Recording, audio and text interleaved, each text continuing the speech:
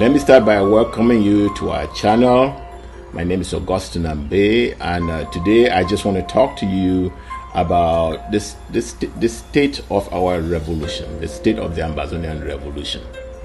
And what I can say categorically is that there's nothing happening.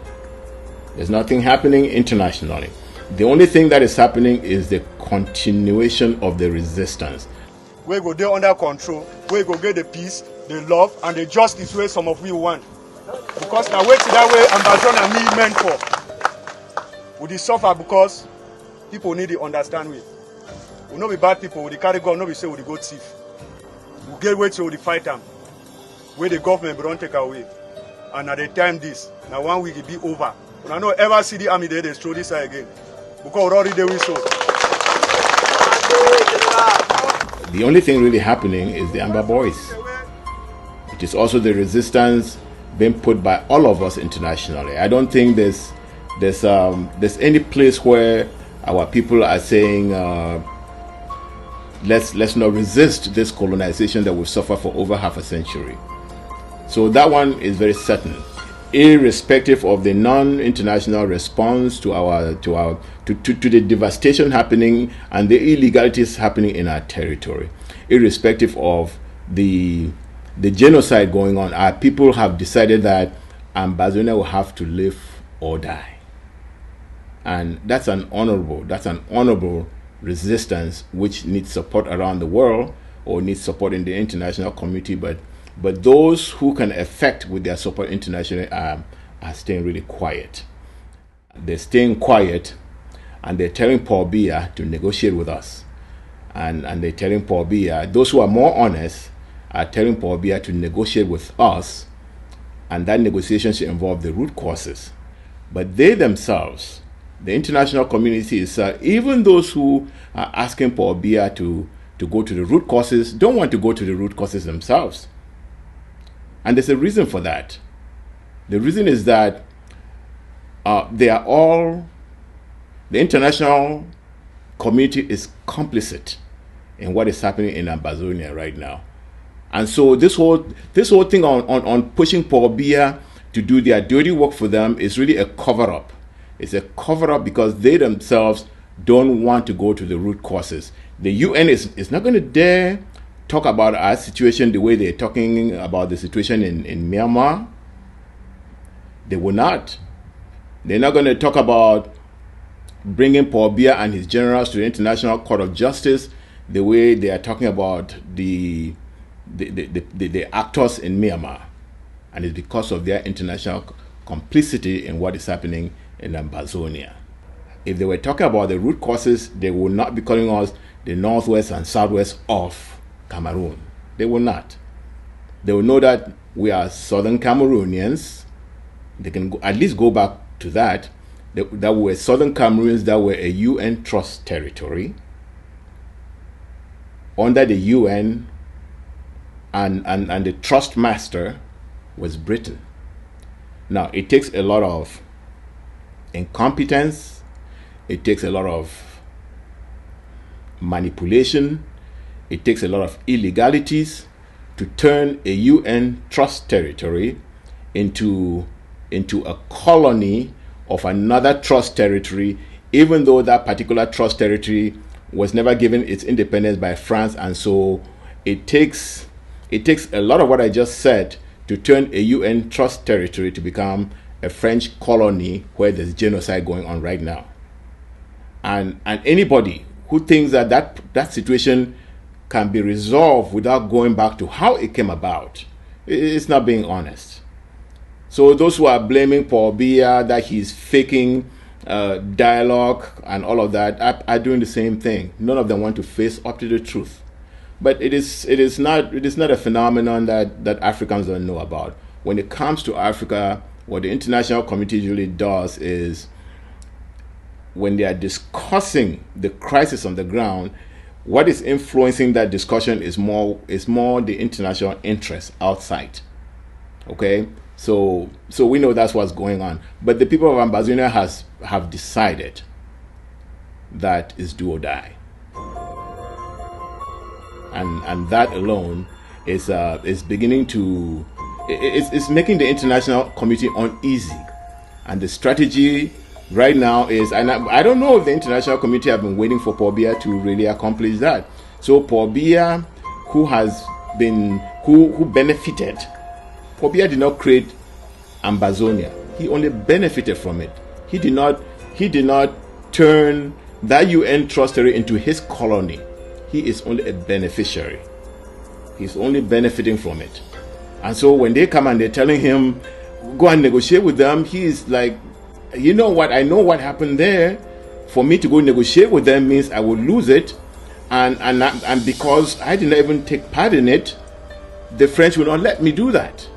Because even Paul Biya is a victim of French colonization.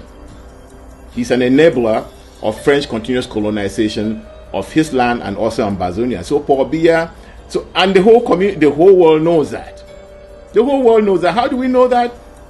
You know, during the Ivorian crisis, Mamadou Coulibaly reports that whenever they went to Europe to talk to Europeans, they always asked them, what do the French say? And that's because everybody knows that the Ivory Coast is owned by the French, and La République is owned by the French, and that Paul Biya works for Macron.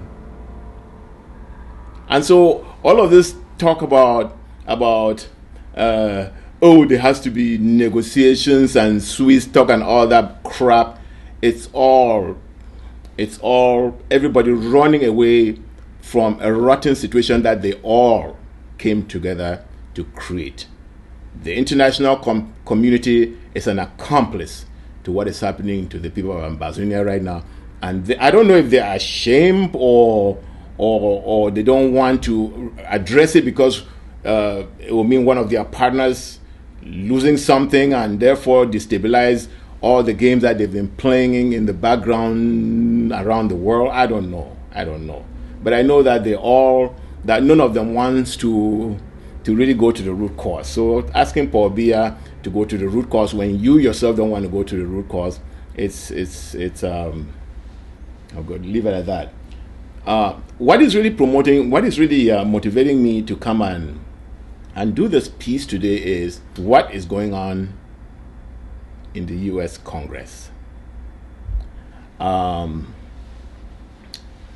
understanding is that there's a bill being written right now, and Ambazs or her office is involved in writing that bill, and that they are not getting their instructions on how to write the bill, or they're not consulting with the people of Ambazonia.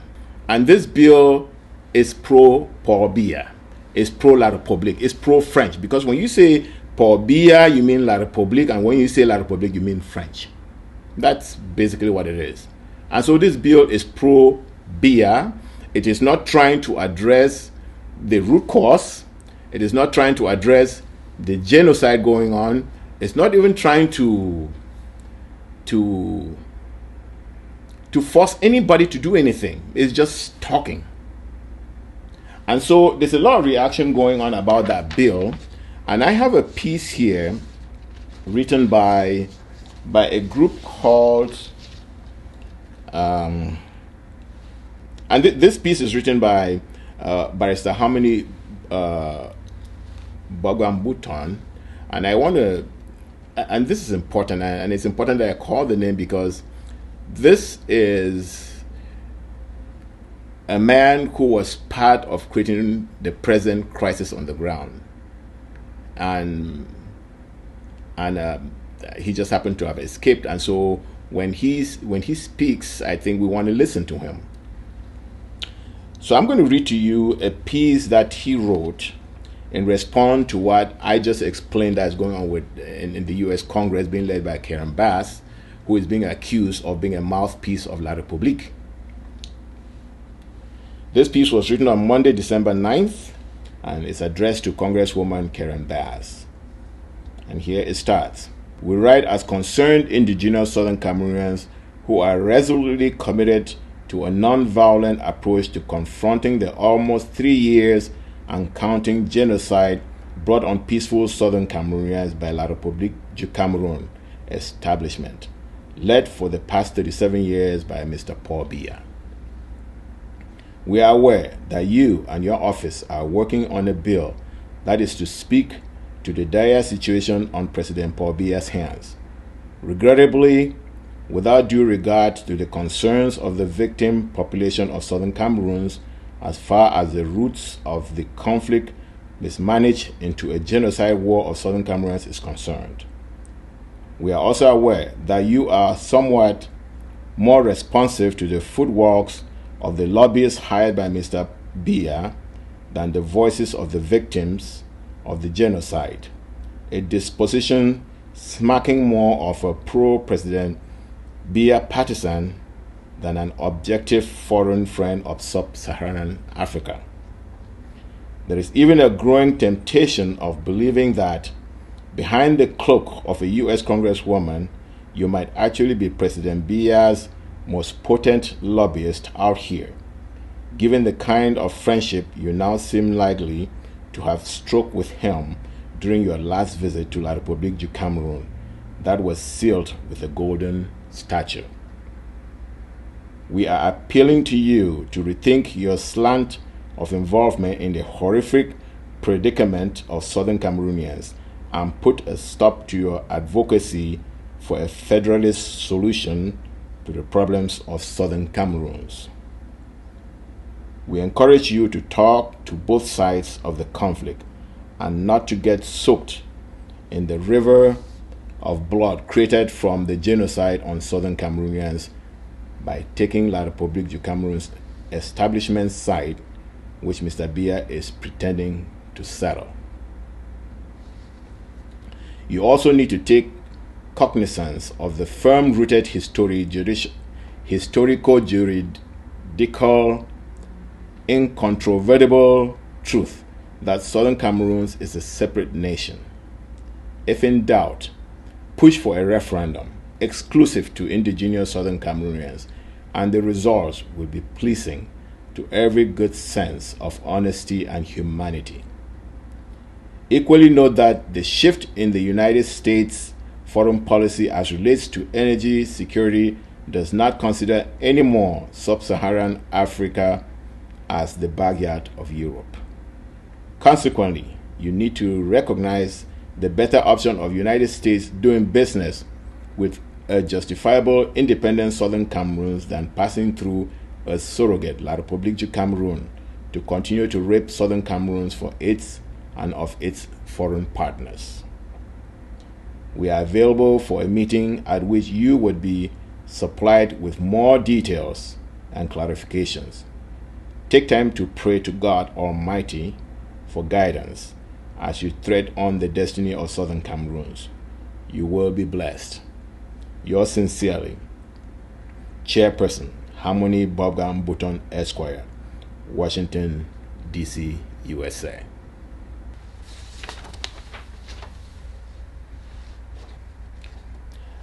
This is again by Mr. Cohen, and this was a few days ago, December 20, 2019.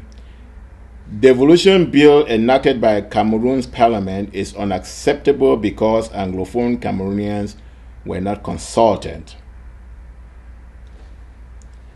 Devolution bill enacted by Cameroon parliament is unacceptable because Anglophone Cameroonians were not consulted.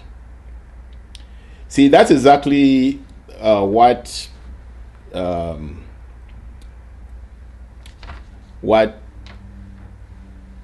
Lawyer Bobga is advocating, is asking Congresswoman Ambazs to do. It seems that somehow people think they can ignore us, they can ignore the Ambazonian people and still have their way. It's not going to happen.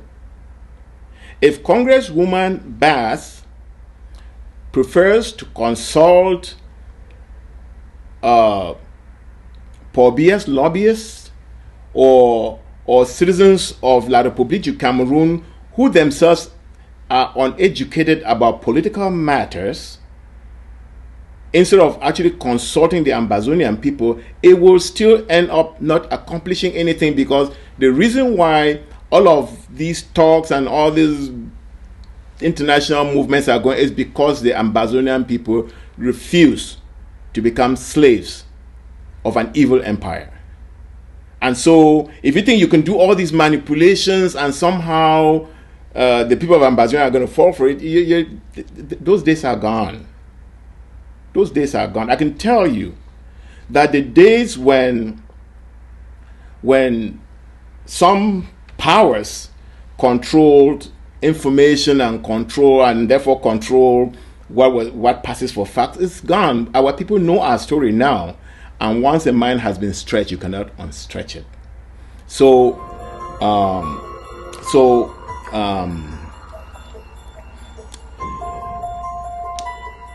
Pobia and the international community can continue to dream.